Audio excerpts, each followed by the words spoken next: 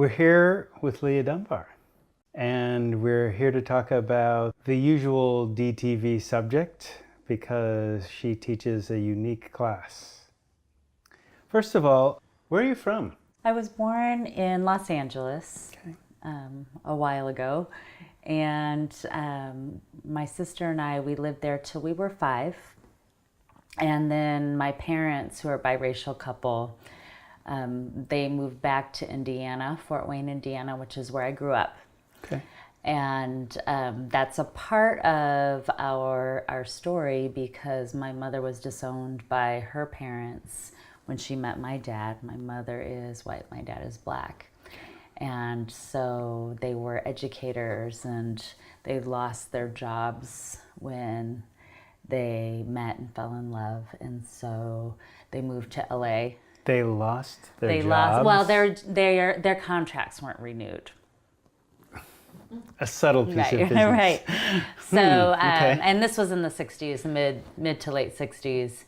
And so they moved to LA, and not long afterwards, Rena and I came along, and I think that things kind of cooled off a little bit, as time passed. And so by the time Rena and I were old enough to start school, we moved back to Fort Wayne, Indiana, which is where Rena and I grew up. So we went to school in Indiana. What was that like? It was... given you were aware of some of your family history, and so being... Rena and I remember living in Los Angeles, and I remember starting preschool, Montessori school in Los Angeles, and I remember my mother being the only white person really in our world. Okay. And we were surrounded by my dad's family. He's one of 6 kids, and they were all there. My grandmother was there, my dad's mother. And so when we moved back to Fort Wayne, Indiana, all of a sudden we were in more of a biracial world. Rena and I were the only biracial people in that world. Okay. So our elementary school was half African American and half white. And luckily Rena and I are twins, and we had each other. So we were kind of the only, but not the only. So it was an isolated childhood in that my parents didn't have very many friends. They didn't really have a social support system. And so I remember that, feeling pretty isolated as a family. And yet, we did have a community of elders, of African American elders who had done a lot of the work before us that a lot of the folks that we know in Eugene here are doing now. When you refer to the work, capitals, what intersectional messages, we understand that term, did your parents give you to help form your identity? From your parents? From our parents. Or even the larger community? Right. It was interesting because we had the conditioning that Black parents give their children from the time we were very young. So race was always a topic of conversation in our household.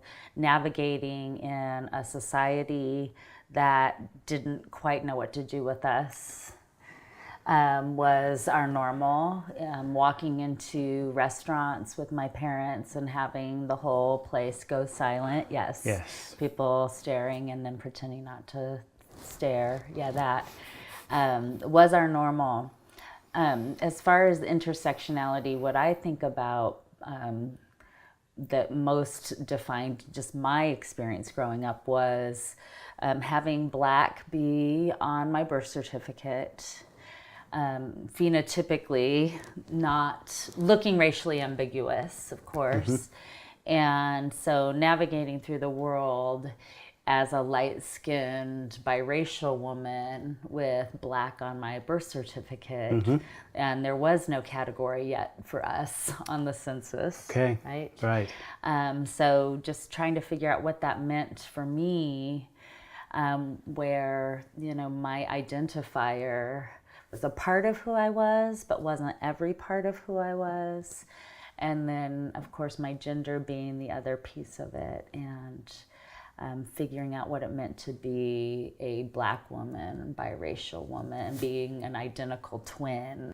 So let's talk about intersectionality. Okay. There's just so many layers. Because does that play into your teaching, your instruction? Absolutely. Yeah. I think that one of the reasons why Rena and I are so fascinated by the topic of identity itself is because we came through as one cell that divided, and so just reflecting my whole life on what does that mean? What does it mean to be an individual who didn't recognize that until I was older than, I thought Rena and I were the same person until we were 2. I thought everybody had 2 bodies. Yeah. So there are layers to just like, what does it mean to be an individual? Who am I? Like, those are fundamental human questions that I think were made a little even more complex by being a twin. Makes me reflect, because I was a twin, except that person crossed at birth, right? But is still around. Mm-hmm. So, and that's the traditional value, and that's the traditional worldview of that the African side, where, it's an ancestor, but it's your twin. Right, yeah. So, the identity, the separate identity, how do you develop that? How did you develop? How did I develop it? Because you're not the same person. We're not. And the one thing that I do think informs the practice of teaching in Courageous is this notion of identification and empathy with someone who is not you, which I think all of us, in the westernized, like, individualistic worldview have been separated from that. And because Rena and I are so twin identified, I think it made it much easier for us to identify with others. So that's a piece that's a piece of it. And then as far as individuating, like, that journey is a painful one for twins. Yes. Eventually what ended up happening was Rena went to New York when we were in college, and I went to England. And it was kind of a last minute decision that Rena made without me. So it was kind of my first heartbreak. And it was terrifying because I'd never so much as gone to the grocery store by myself. And all of a sudden I'm on a plane, across little girl ocean. Leaving Indiana, going to England. And that was a very defining moment for me as an individual. At least they spoke the same language, kind of. Kind of. But that's really the moment where the we became an I, as far as how I processed the information I was receiving from the world. So it's kind of a variation of what are you going to be when you grow up, but a little deeper. When did you have a sense of your life's mission, and how that played out in terms of what you were going to do as a teacher? I fell into working with small children because of just getting in trouble one time as soon as I graduated from high school, and my mother grounding me for the rest of the summer, saying, "You have too much time on your hands." And then I figured out how to get out of it by going and being her teaching assistant in her special ed classroom, and I loved it. I'm like, okay. But really what I loved was reading books and studying literature. And so I did my degree in literature in college, and I did my master's degree back at the same university in England for grad school. Where? At University of Essex. And I studied women's writing. So again, like, just kind of this desire to see myself reflected in literature, was a huge examination. That's what drove my academic work. So what do you do with a master's degree in literature? Besides go to Starbucks. Exactly. So it was never an intention to become a teacher, but it's always been my intention to work for justice. And to interrupt inequality, and to challenge white supremacy and male supremacy and all of those other kind of offshoots, I guess, of the patriarchy, really.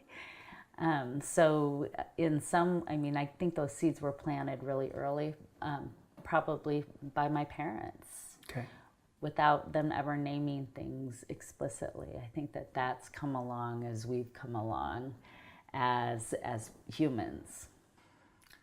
When you studied in England, did they tell you about Charlotte? I mean, Charlotte Mecklenburg-Strelitz, wife of George III, biracial German princess.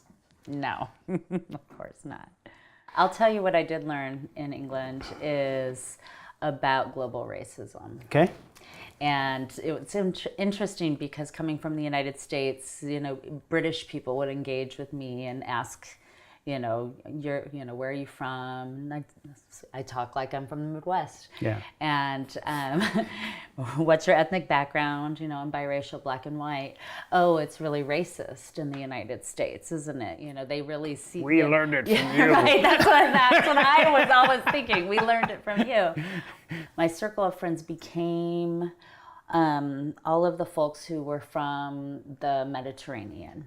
And so there's this expression that I heard one time, which really captures my experience, which is geographic places, geographic faces.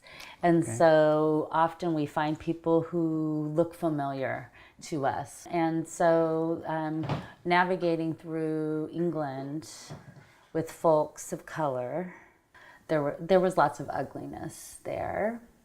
But it was also a lesson that taught me a lot about how it was not just my own country where anti-Black racism was a thing. So. All right, you born in LA, raised in Indiana, educated in England. How did you come to a state that banned Black people that were citizens of the United States and banned biracial people well into the 20th century? Right. Well, I didn't know that part, of course. I would have never arrived, I think. My twin sister was here. Oh, okay. So after I lived in England on and off for about 5 years, from the time I was 20 until I finished graduate school, and I was not going back to Indiana. Like, this little Indiana girl was way bigger than that. So my sister was here in Eugene, and so I imagined at this point that I would land in Eugene and go to Portland or Seattle or San Francisco. Never dreamed I would stay in Eugene. It was just I was coming back to my country and coming back to my sister. And 18 years later, here I am still. I didn't know how, this is the interesting thing, is I really thought that the entire United States population was half Black and half white. Not yet. Yeah, right? Because my home was that way, and my school was that way up until the time I left for college. Yeah. And so I really had a very skewed view of the United States, and even though I thought that Rena and I were very much an ethnic minority in that we were the only biracial kids I knew for a long time, or at least people who were out, I guess, as biracial, whatever you want to say.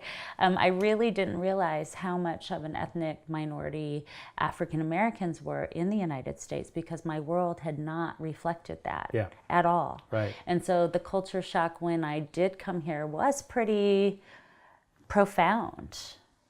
And I remember realizing that there was less than 2% Black folks in Eugene, and what?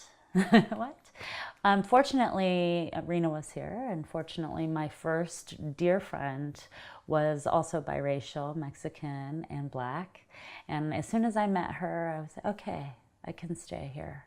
If she can grow up here, I can stay here. And of course there are so many other elements to culture besides race. Yeah. And so in lots of ways, there is a culture here that resonates with me clearly.